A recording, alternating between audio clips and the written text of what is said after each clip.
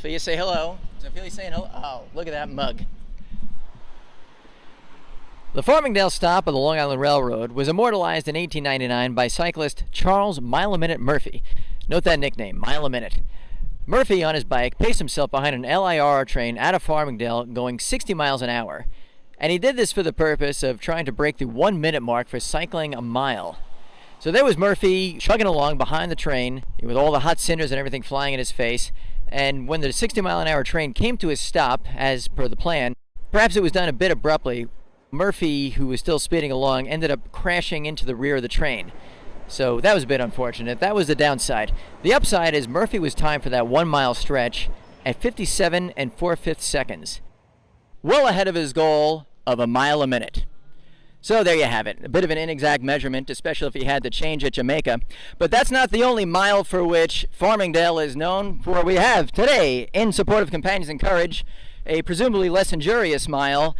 It is the Main Street Mile, and we have our two main men here to talk about it. That's Jim on the far side, and Pat, as always, centering the line. Ophelia, go with me, girl. Got a new center woman. Oh, what a sweetheart. Look at that. There we go. What a sweetheart. Look at this. Yeah, we didn't get a bib for her. Yeah, we need a good bit. How beautiful is that? What a great girl. So, not only did Mile-a-Minute Murphy race down the railroad tracks, this was the home of the Farmingdale Pickle Works. And the center of the world's pickle supply came from Farmingdale until, of course, the cucumber blight wiped out all of the crops. Get on the road, you snot-nosed kid. All day with that. Everybody from New York's got an attitude, you know? That's what I like. Yeah, I know I'm home. Welcome to the 18th running of the Farmingdale Runner's Edge Main Street Mile. And thank you to everybody who is supporting and continues to support us, especially those kids who are going through a little bit of a rough time. We want you to come back next year well, fit, and running with us on the Main Street. All right, let's see. Let's make it a date. And just exactly what is going on today? What has commenced and what will take place within the next couple hours? Well, we have a kids race that just took place. We have a women's race, and we have a men's race coming up. Then we're going to be hanging out here at the meatball right behind us, and we have some auction items, and it's all about celebrating CIC, celebrating kids, celebrating this holiday. Farmingdale always does a fantastic job. Runner's Edge, Bob Cook, all our sponsors, and I always say it's a great way to start out Labor Day weekend. It's 18 years, as Jimmy says. And I always say when you wake up on Tuesday morning after the holiday, what did you do? Well, I started out first by running and helping kids. So 18 years later, and trying to put a lot of smiles on kids that need it and their families at children's hospitals. And I can't think of a better way to start it, to exercise, get out, have a chance to kind of have some camaraderie, talk to some great dear friends that have supported this race for the 18 years.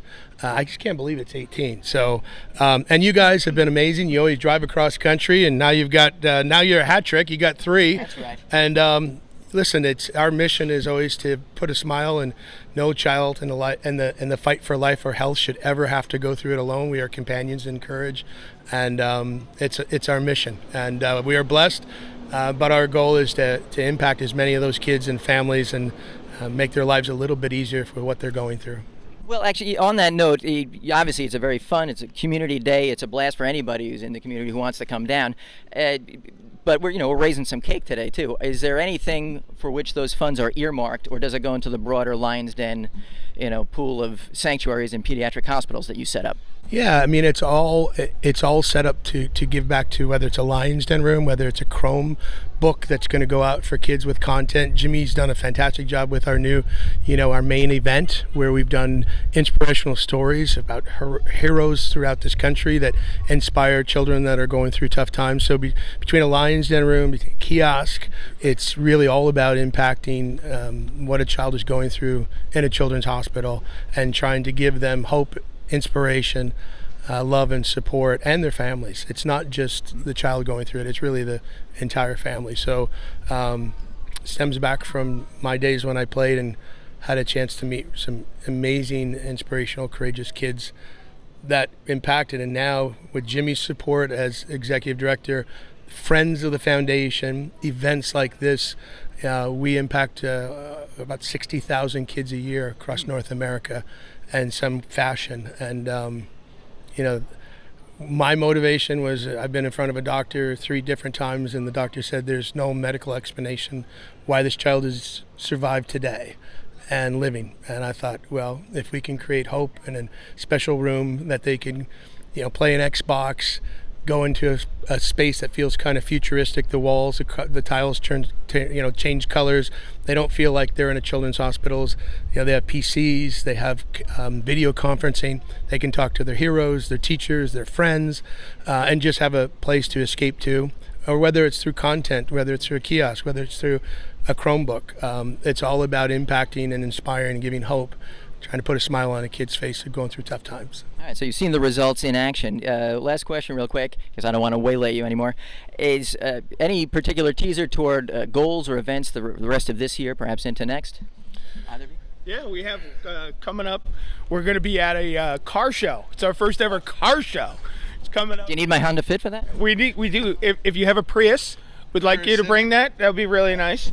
It's actually called Mustang Sally or something. I don't know. I forget the name of it. But we're going to be at our first car show, and we'll have a little booth set up there, and we'll be raffling off all kinds of cool stuff. And then we have our main event, which is the CIC Golf Classic.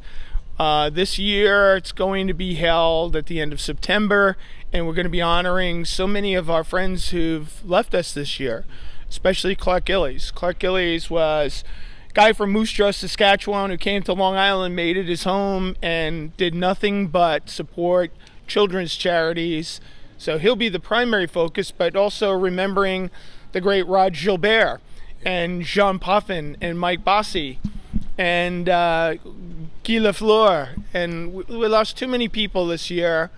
And so it's going to be an event where we gather to raise money, obviously, to buy more Chromebooks, build more Lions Dens, but also to remember those who have had an impact, who came from all over the world to our little corner of it to help kids in need. And so we're very blessed to be able to do that.